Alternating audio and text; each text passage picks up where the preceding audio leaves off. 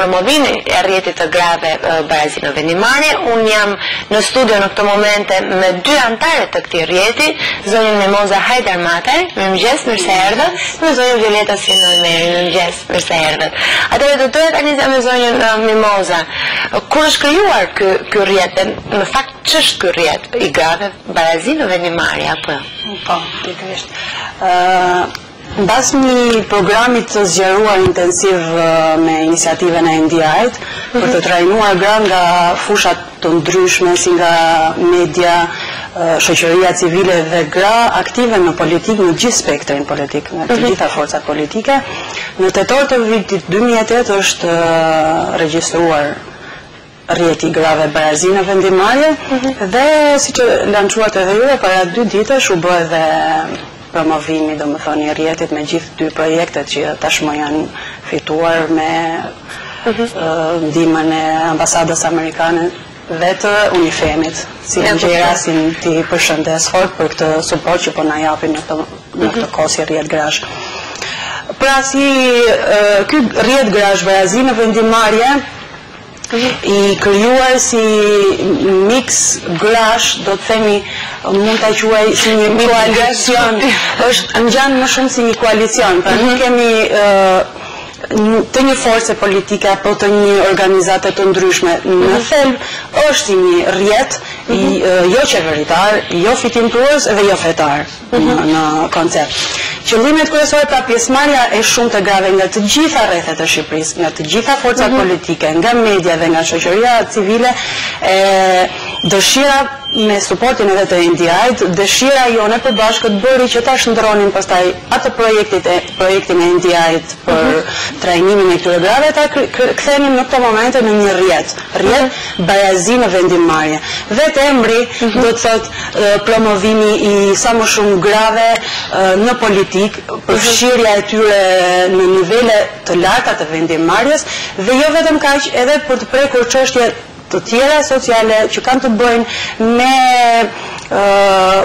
dhunën, familje, problemet të gjitha të ndjeshme, të prekshme për gratë në këto momente.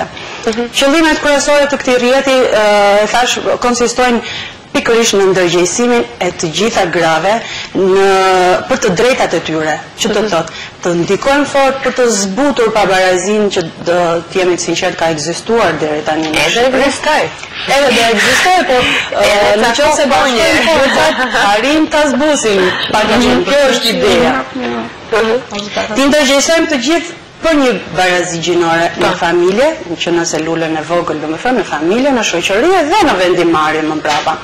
Pastaj kemi dhe përpjekjet tona fuqishme për të ndikuar edhe në fushatën që tashmë pothuaj se ka filluar, për të monitoruar, të arrim të monitorojmë ligjin e ri, kodin e ri zgjedhor, që është aktualisht, dhe të ndikojmë që ky kod të zbatohet ashtu siç është nen për nen, në mënyrë që ne të arrijmë të kemi një pjesëmarrje të bindshme të paktën, të grave në parlament, gjithandej dhe në fusha të tjera të vendimmarrjes.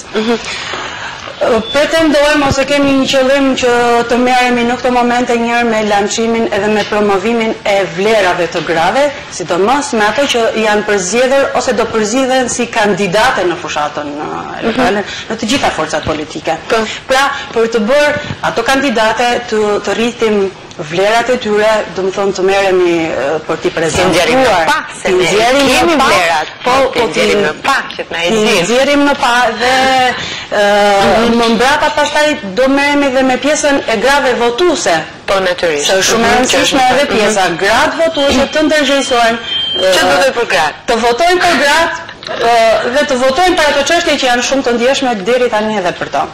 Do shumë e rëndësishme pastaj është edhe pjesa e fundit që është dhe në projektin që ne sapo kemi lançuar, do më thënë që është një mendimin e thamë edhe një herë të ambasadës amerikane dhe e falenderojmë që na ka mbështetur fuqimisht që në hapat e parë të këtij rrjeti, se hapat janë elementare, po janë goxha modest për një rrjet të ri të marrësh 2 projekte në këto momente. Do bëhet pastaj një studim me gratë që do fitojnë, ato që ishin përzgjedhur, gratë fituese, çfarë kishin ato më pozitive ndaj burrave kur ishin në garën e tyre elektorale. Të përkurën pra për dje u prezentuan edhe 2 projektet, vendosur me votën tënde dhe gratë në politikë, apo jo?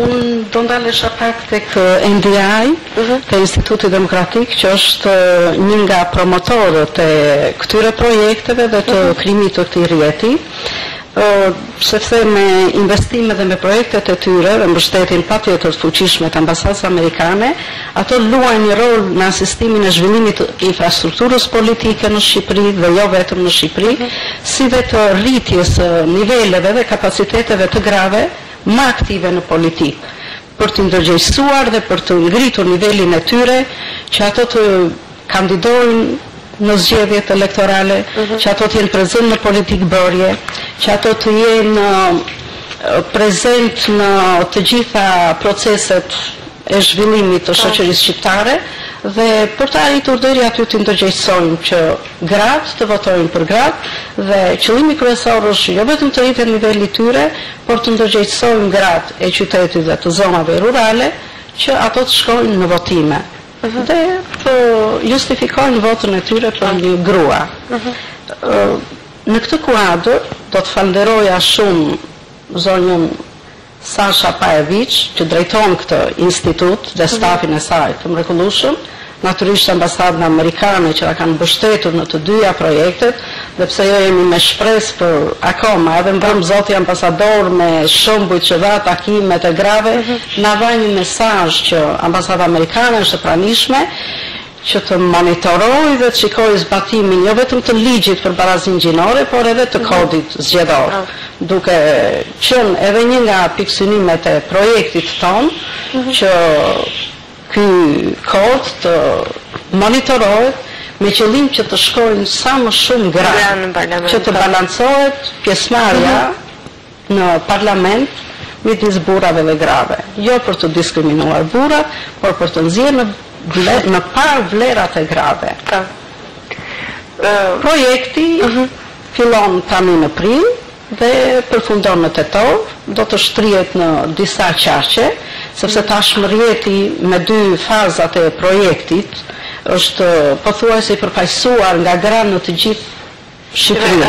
Është i shtrirë ky rrjet në të gjithë Shqipërinë. Është i shtrirë në gjithë Shqipërinë dhe natyrisht dhe projektet do të funksionojnë dhe do të zbatohen në të gjitha qaqet dhe do të promovohen. Qëllimi është që të rritet niveli këtyre grave, të rritet ndërgjegjësimi i grave dhe i shoqërisë për të promovuar dhe për të votuar gratë kandidate. Në projekt përfshihet një bashkëpunim me mediat, me gazetarët dhe me gjithë shoqërinë që të promovojnë gratë kandidate dhe njëkohësisht edhe të ndërgjegjësohen votuesit për problemet dhe çështjet që shqetësojnë gratë dhe për problemin dhe çështjet që duhen zgjidhur përmes prurjeve të grave cilësore me integritet dhe me kontribute në Parlamentin shqiptar. Qëllimi i këtij rrjeti është që të monitorojë dhe të luftojë të ndërgjegjësojë gratë që jo vetëm në politikë bërje, sepse zgjedhjet janë 1 në 4 vjet dhe jeta aktive e grave do të vazhdojë gjatë gjithë kohës, por që ato të jenë predominuese në vendimarrje. Në çdo qelistë të vendimarrjes gruaja duhet të jetë e përfaqësuar, sepse një grua në politikë është një emancipim i politikës, është një prurje pozitive. Gruaja në politikë jep një impakt pozitiv. Dhe në qoftë se ne duam një shoqëri civile dhe një demokraci të konsoliduar, ajo shprehet nëpërmjet pjesëmarrjes së gjerë të grave në politikë dhe në vendimarrje. Barazinë në vendimarrje, duke e quajtur rrjetin tuaj barazinë në vendimarrje, a thua ky është synimi për të arritur barazinë vërtet edhe për shembull në instancë më të larta siç është parlamenti apo edhe në qeveri apo në poste të tjera drejtuese? Po, barazinë në vendimarrje është absolutisht për të diskriminuar pjesën e burrave, por për të arritur një të drejtë të grave. Në një demokraci qeveriset përmes popullit dhe për popullin. Dhe nuk mund t'i marrë të drejta gjysmës së këtij populli, dhe mendoj që Shqipëria nuk e ka këtë luks që të lëjë jashtë vendimarrjes dhe politikë bërjes gruan. Kuptoj.